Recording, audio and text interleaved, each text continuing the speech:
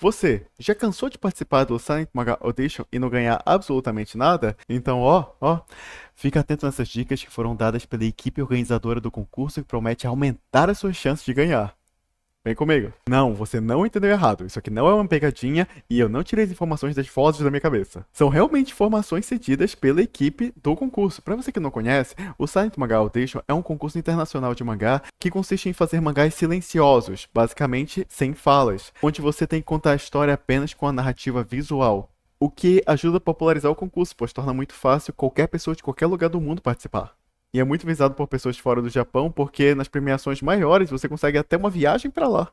Muitos brasileiros já ganharam, inclusive. Quem sabe agora não é a sua vez. Então, bora logo pro que importa e ver essas dicas. Primeiramente, vamos começar explicando como é que eles julgam cada trabalho. Estes aqui, são os 7 critérios que os jurados usam para avaliar as obras. E cerca de 30 inscrições são escolhidas e eles discutem quais inscrições devem ser premiadas como Grand Prix, que é o prêmio máximo. Caraca, isso é muita coisa. Eu tenho que fazer bem tudo isso daqui para conseguir ter uma chance de ganhar? Não, calma. Aqui entre os critérios temos arte, personagens, composição ou layout de painéis, ou seja, os quadros, a diagramação dos quadros na página, ideias interessantes, construção de história, a singularidade, basicamente o quão única é a sua obra, e emoções. Possivelmente o quão bem você passa as emoções dos personagens. A equipe organizadora já falou, por exemplo, que se de repente você não conseguiu fazer bem alguns desses critérios, se você conseguir compensar fazendo os outros de uma forma muito boa, eles vão levar muito em consideração e você pode ganhar sim. Inclusive, eles já falaram que houve edições que a maior parte dos ganhadores não ganhou em todos os critérios. Há uma frase na hora da reunião dos jurados que chama a atenção. Essa daqui. Mangá é sobre a vontade do criador de entreter os leitores. Entre parênteses, fazer os leitores felizes.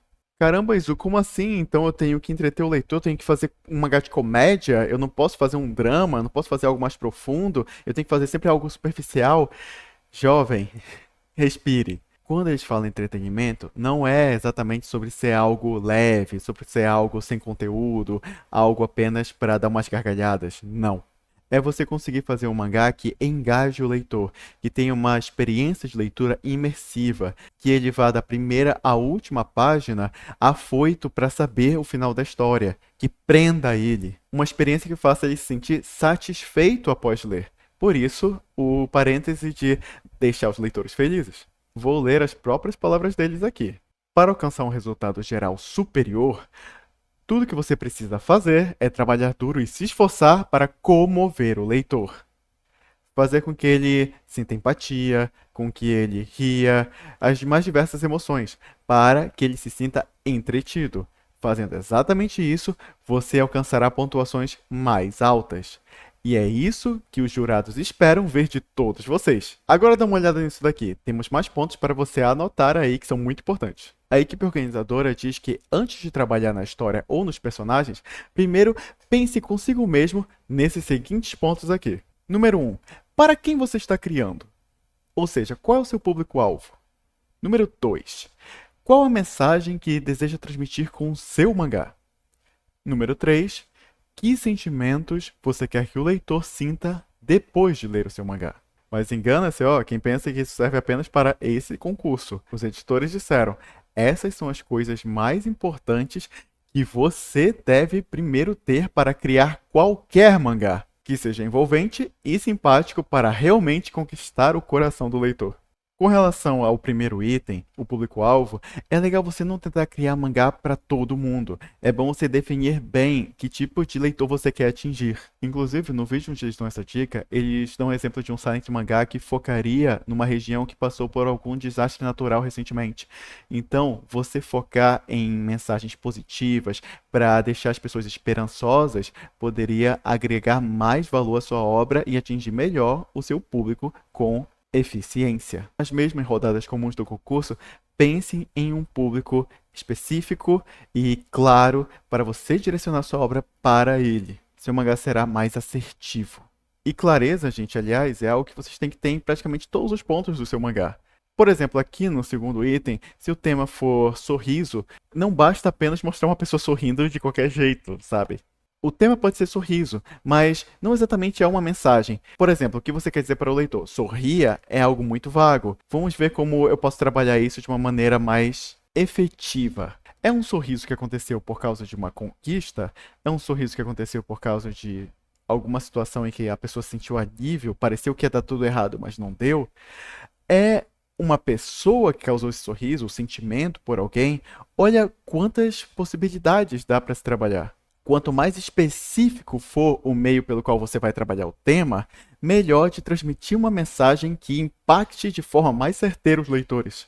E claro, uma dica bem básica é que tipo de coisa você gostaria de falar para o seu público. O que você tem vontade de transmitir. Quanto ao terceiro ponto, imagine que gosto você queria que o leitor tivesse na boca depois de saborear o seu mangá. Basicamente, que sentimentos e emoções restariam nele, ressoariam nele depois do término da leitura.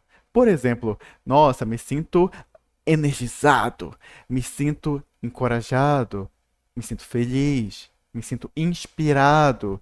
É bom isso ser bem definido também. Imagine claramente como você quer que seus leitores reajam emocionalmente. Porque isso vai dar ao seu mangá um núcleo forte.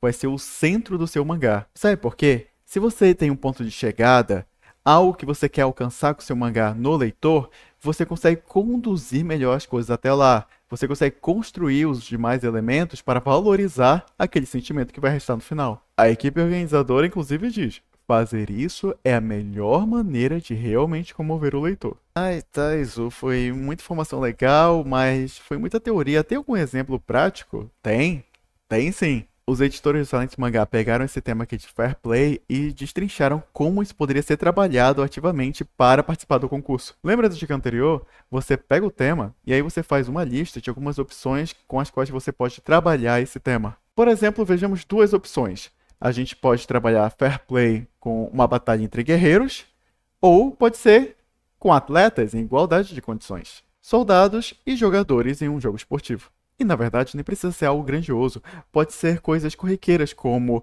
o ambiente escolar, escritório, talvez uma viagem de trem. As possibilidades são infinitas. Lembra do critério de singularidade, a criatividade também conta bastante. Agora, quando você pensa em fair play, depende de pelo menos duas pessoas, né? Uma jogando contra a outra, ou competindo contra a outra. Aí você pode trabalhar algo muito vital nos mangás, que é a interação entre personagens. Eu já falei, inclusive, no meu vídeo dedicado a personagens de mangá, como interação entre personagens com personalidades diferentes, sendo até opostas, deixa a obra muito interessante e rica. E isso é dito, inclusive, no livro do Akira Toriyama.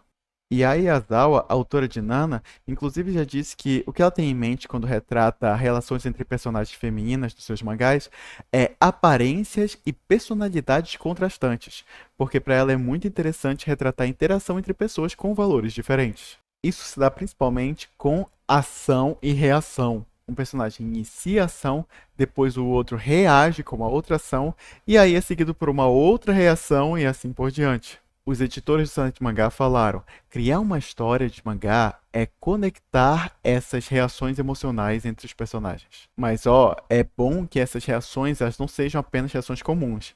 A história pode não entusiasmar tanto os leitores quanto poderia se os momentos eles não são memoráveis. Então pense em ações marcantes, interessantes. Não quer dizer que precisa ser tudo bombástico também, calma. Podem ser coisas do dia a dia, porém tem que ter algo muito especial e memorável em algum lugar nesse caminho aí das reações. E muitas vezes, essa é a razão pela qual um leitor pode querer ler o seu trabalho. Mas não vai se empolgando demais e jogando tudo quanto é reação uma atrás da outra assim no seu mangá. Você tem que saber como cortar as partes excedentes. Sério, galera, a habilidade de você editar o seu mangá, digamos assim, e você deixar só as partes relevantes é muito, muito, muito, muito importante. Demais. Sabe por quê? Se você não tem definido com clareza quais são as partes mais relevantes do seu mangá, é muito fácil você dispersar a atenção dos leitores. Eles não saberem direito onde é que você quer chegar, não entenderem direito a mensagem que você quer passar, e isso vai tirando o interesse deles da obra. A gente gosta de ler algo que parece que o autor tem total controle sobre o que ele está falando. Eu sei, isso muitas vezes é difícil e não é prazeroso cortar ideias bacanas. Mas vou dar o exemplo de uma autora aqui bem famosa, com uma obra bem bacana, que fez esse tipo de coisa muitas vezes no mangá dela. Num dos dias de Fullmetal Alchemist, a Hiromu Arakawa fala que teve que cortar muitos episódios com os personagens de Shing que ela queria muito desenhar. Eles talvez foram os personagens que mais tiveram participações cortadas e reduzidas dos planos originais dela. E isso mesmo ela querendo muito incluir mais eles na história. E faz muito sentido, porque apesar de eles serem relevantes na obra, a história principal não é sobre eles. Saber como cortar o que é excedente é a habilidade de um profissional. Os editores do Silent Mangá pontuam: saber claramente os sentimentos que você deseja em uma cena realmente ajuda você a manter o foco.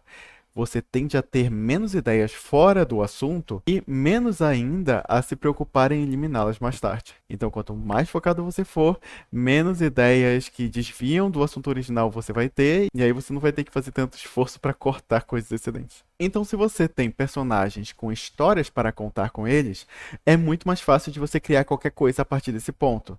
E para encontrar um personagem, pergunte-se essas duas perguntas simples: como planejamos usar o tema? E como irá entreter os leitores com isso? Novamente, pegando nesse ponto. São duas perguntas muito simples, porém, perguntar isso a si mesmo já é um ótimo começo para organizar as ideias e encontrar inspirações. E aqui vai umas dicas interessantes.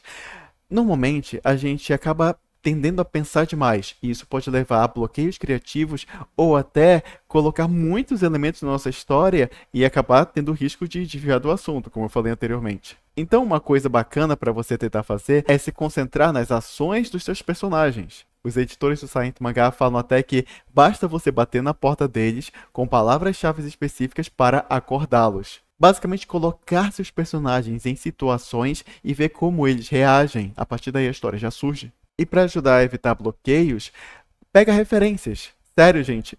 Usem referências, peguem mangás, vejam outros autores que ganharam Silent Mangá, vejam one-shots, até cenas de série, se possível, mas é melhor histórias fechadas. E veja como os autores lidaram com isso. Use referências o quanto for possível. Vamos voltar ao nosso exemplo prático do tema de Fair Play. Lembra do que eu falei de pensar em cenários possíveis para trabalhar um tema? Então, eles escolheram o seguinte meio: como tornar justa uma situação injusta. E a partir disso, eles pensaram em exemplos de histórias que podem se encaixar nessa configuração. Exemplo número 1, proteja seu inimigo. Neste exemplo, digamos que você está ali lutando com um inimigo e você chega num ponto que pode matá-lo facilmente. Porém, você nota que ele já estava com algum tipo de ferida antes da sua luta com ele. E aí, em vez de matá-lo, você diz: cure suas feridas, e então, certamente, numa próxima vez eu irei derrotá-lo. É o arquétipo do lutador honrado, que tem tudo a ver com fair play. Exemplo número 2, respeite o seu inimigo. Digamos que você pode vencer atacando o ponto fraco do inimigo, mas aí você pensa: não, eu não vou. Isso é vergonhoso. Você vai continuar lutando sem usar a fraqueza do seu inimigo contra ele. Isso pode até parecer idiota ou muito fora da realidade. Pode fazer pessoas pensarem: caramba, ninguém faria uma coisa dessas. Mas isso é parte da magia do mangá. Se você puxar pela cabeça, com certeza você vai lembrar de muitos mangás onde o personagem tomou atitudes muito drásticas, exageradas, e que pessoas no mundo real não tomariam. Mas isso que deixou a cena mágica interessante. Atitudes extremas e fora da realidade, claro que pautadas em algum sentimento que justifique elas chamam muito mais atenção. Exemplo número 3, ajude o seu inimigo. Digamos que tem um exército inimigo cujo comandante é respeitável, mas está sem comida. E aí, você envia provisões, faz seu exército levar comida para que os inimigos se reergam. Eles ressaltam que uma das coisas que torna esse tipo de história tão forte é que os rivais que tomaram atitudes boas com relação ao oponente não tinham obrigação de fazê-lo. Aliás, em tudo isso que eu mostrei está esse elemento aqui, contraste. Isso é uma das coisas que mais agrada os editores e o público de mangá. Você trabalha com elementos muito contrastantes entre si, porque o jeito que esses contrastes vão se chocar e gerar reações diversas é o que dá muito da graça da experiência de leitura. Os editores do Silent Mangá ressaltam: quanto mais acontecimentos inesperados, mais emoção e apelo emocional a história tem para os leitores. Todas essas dicas vieram de vídeos do YouTube da equipe de organização do Silent Mangá Audition. Eu vou deixar aqui para vocês os links caso vocês queiram conferir na íntegra. E sabe o que mais eu vou deixar? 2 vídeos aqui para você dar uma olhada e aprender mais ainda sobre mangá. Inclusive, os editores do Silent Mangá sempre são citados com suas dicas nos meus vídeos, porque eles têm muito, muito, muito a ensinar pra gente, já que são profissionais com muitos anos de experiência. Então, dá uma olhada aqui e a gente se vê na próxima, tá? Falou!